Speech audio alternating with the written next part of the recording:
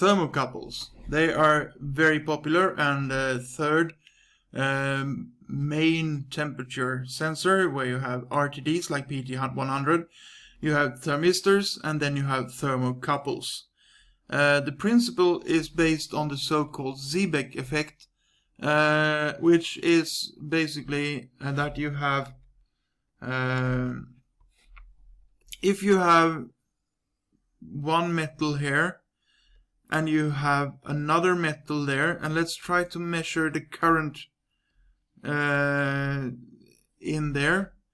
Well, obviously there is no source here, so there will be no current flowing in that loop. But if you heat one part here, like for example here with a doing my best, I'm trying to draw a candle, so you have a candle there burning. So one end is hot and the other end is cold. So if you have two different temperatures, T1 and T2, the ZBEC effect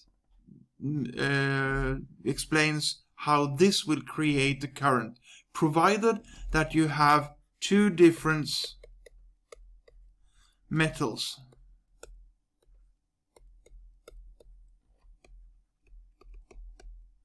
So you have one metal connecting the two temperatures, and another metal also connecting the two temperatures, and they are connected at the ends. Now the current that appears depends on the difference in temperatures between the 2 points. So the current is a function of difference in temperature between the 2 points.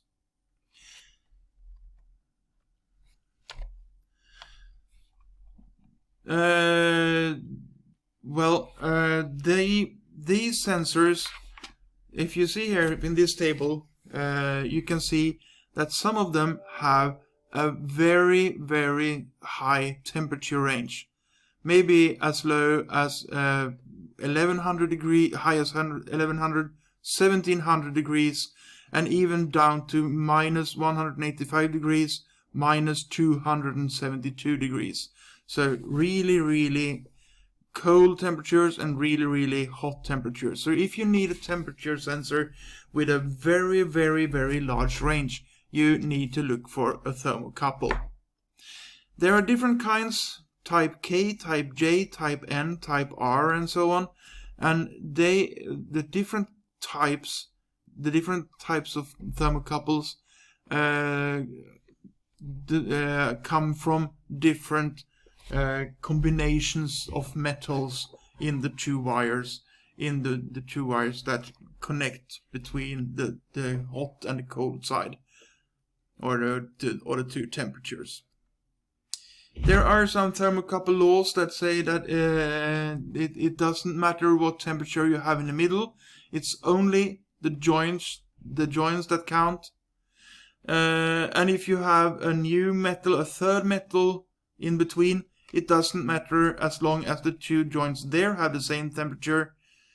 And also if you have a third temperature like this, it's a version of the one above actually. You have one temperature here and one temperature here. It doesn't matter if you have a new metal there. And that is actually quite useful. For this new metal could be copper inside our instrument. So actually our instrument could be here. So this is our instrument with copper inside it. So you have one end that is connected, and then you have two loose ends which you connect into your instrument, and that will provide a reading, provided that you have the same temperature at all sides of your measurement instruments. Also, these are two special cases that you can study on your own time. And here is what you will typically find in a data sheet. You will have the temperature difference between the cold and the hot side. So if you have like this, and so this is the cold side, this is the hot side. The cold side is basically your instrument, the hot side is where you want to measure. So what you find from this table is the delta T between the cold side and the hot side.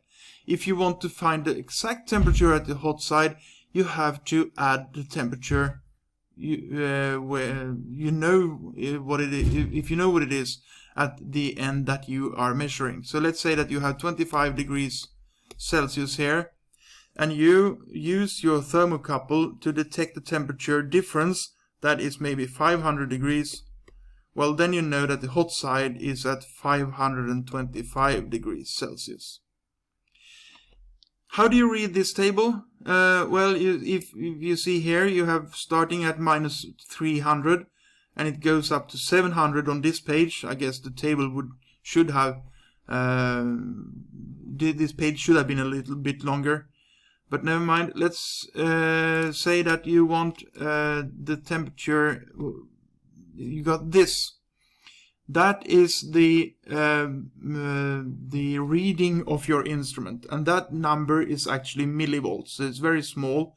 So if you measure 14.923 millivolts, that would correspond to a temperature of 350 plus 15. So it's 365 degrees, which would be your delta T. And here, in this case, 550 plus 30, so it's 580 degrees. And let's go for a negative one. That this side that is at your measurement point is actually colder than the room temperature. Let's see that you find this one here. That would be minus 200. And 5 above that, so that would actually be minus 195 degrees.